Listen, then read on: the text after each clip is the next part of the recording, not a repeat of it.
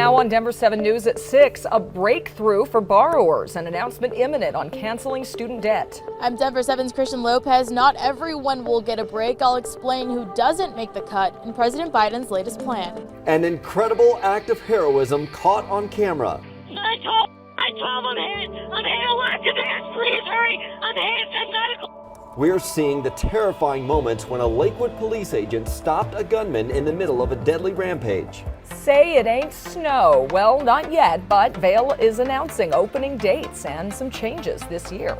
And it's a unique way to get around our state's backcountry filled with history. The pack burros have been used in Colorado for, a couple hundred years. We'll introduce you to a Leadville couple taking this tradition to the Airbnb era. Yes, calling all city slickers here for that experience. That would be fun, I think. It looks awesome. Perfect size for you. What you think? Yeah. Good morning to you too, Nicole. Yeah. Hey, Like Lady Godiva on the burro. good weather for it. If you want to pack up your burro and get on And that. go Lady outside, Godiva. Yeah. Okay. Take a look now. It's 6:01.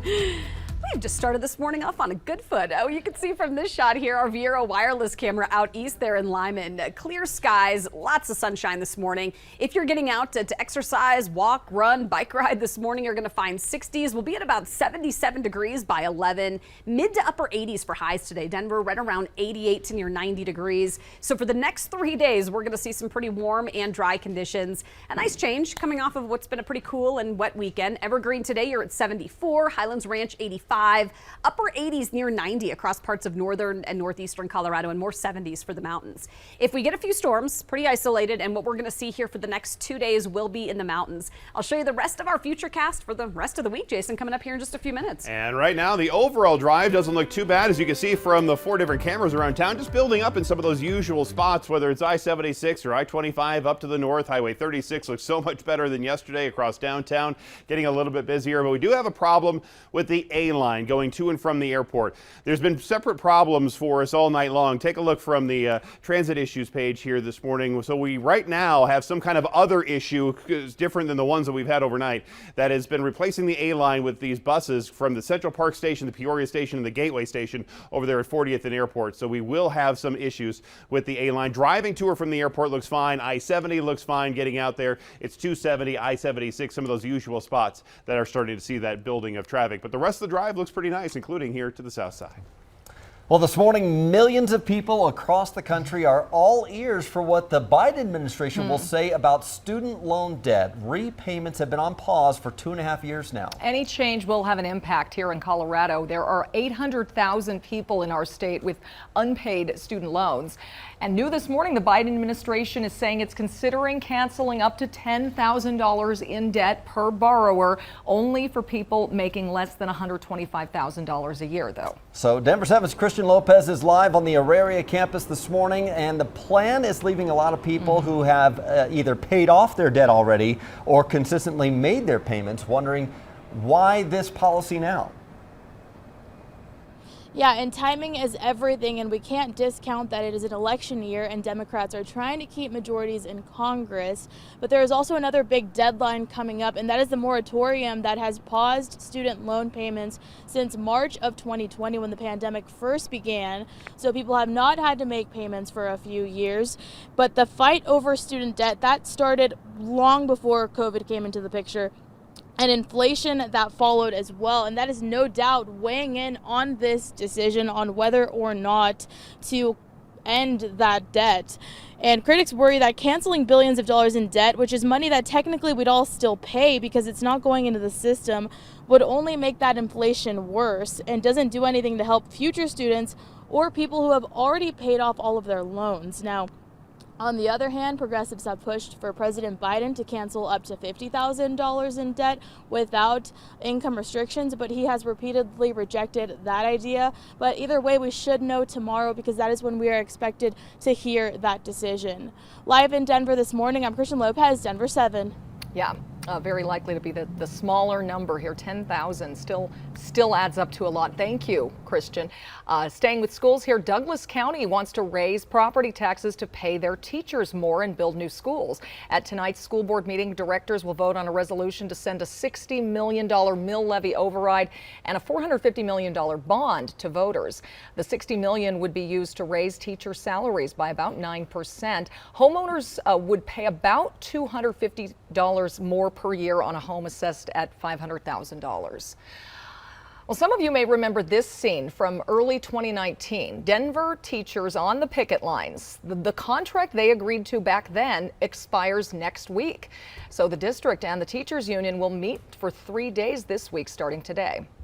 What happens if you're not at an agreement by the end of this 3 days?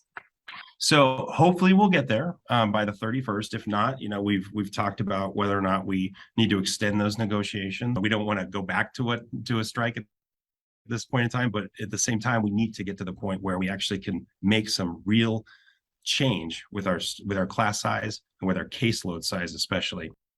Union President Rob Gould told me DPS is offering 3.05% pay raise.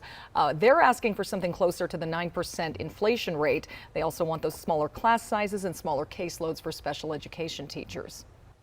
We have new perspective this morning on the heroic actions by a Lakewood police agent to stop a gunman on a deadly rampage last year. We do have a heads up because the video shows the life and death decision Ashley Ferris had to make that night. But a reminder, she is okay. This is security camera video showing Ferris confronting the man at Belmar Shopping Center in December of last year after he had already shot and killed 5 people across Lakewood and Denver. He shot Ferris in the abdomen, and while she was lying on the ground, she was able to shoot back, killing him and likely saving more lives in the process. Earlier that night, another Lakewood agent, Brianna Hagan, was also involved in a shootout with the suspect. She was not hurt, but the DA has cleared both agents for their actions. Agent Ferris, meanwhile, is still recovering. She is on desk assignment right now, but she says she is eager to return to patrol. A 13-year-old's tragic death in Longmont may have ties to gang violence. Zay Rosales was shot by someone in a car while he was walking through a park. His 15-year-old cousin and another teenager survived. According to court documents, they told police it stems back to a gang fight at the Boulder County Fairgrounds. Members of one gang have been sending threats on Instagram ever since, including from Yahir Solis. The 19-year-old is now accused of killing Rosales. He faces murder and attempted murder charges and is due back in court tomorrow. Well, as Colorado faces a fentanyl crisis that has led to so many deaths, a former Denver health paramedic is facing charges for allegedly stealing more than 4 dozen vials of fentanyl. Over the course of 3 years, Christopher Pattinson allegedly stole 50 vials, claiming they were for patients when he actually took them for himself. Pattinson is also accused of removing fentanyl citrate from vials and replacing it with another substance. He faces 20 counts of tampering with a product, also counts of obtaining a controlled substance. Denver Health says no patients were harmed by Pattinson's actions. He was fired in January. Well, Broncos head coach Nathaniel Hackett has some tough decisions to make today. He needs to cut the roster by 5 more players, so it could be a difficult day in the locker room. He has a lot of evaluation to sift through, though, after a tough loss to the Bills on Saturday.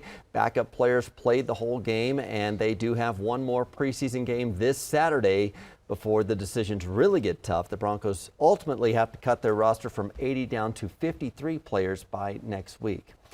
But the Broncos are back at Empower Field Saturday for their final preseason game against the Vikings. That's at 7 p.m.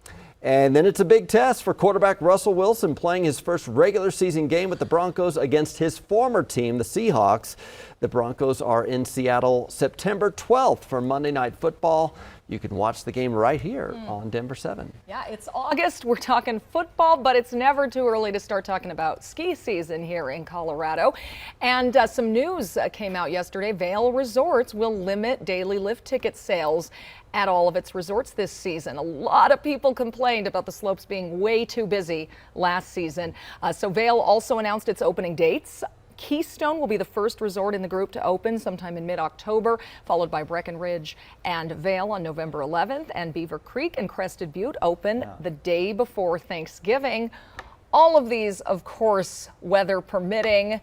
If we don't get any snow till December like last year, it could be a problem. But the year before that, it snowed on Labor Day weekend. Welcome to Colorado. What's going to happen, Lisa? At least we've got the snow guns out there. You know, Loveland is now 38 days, 72 hours, and approximately 49 minutes away from making snow. Take a look from Longs Peak there at Rocky Mountain National Park. Beautiful start to our day.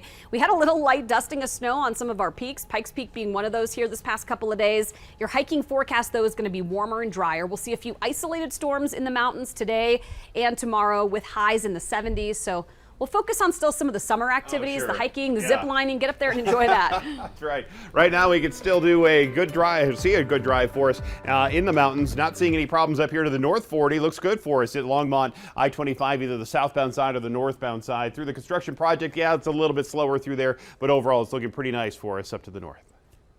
Former President Trump is pushing back against the FBI's search of his Florida home. What his attorneys want to see happen to the documents agents removed. Also, Apple workers are protesting going back to the office, although their work week is a little different than the rest of us. And I got a last-minute summer day trip for you involving a hike, an ode to Colorado's past, and an 850-pound animal. That's next.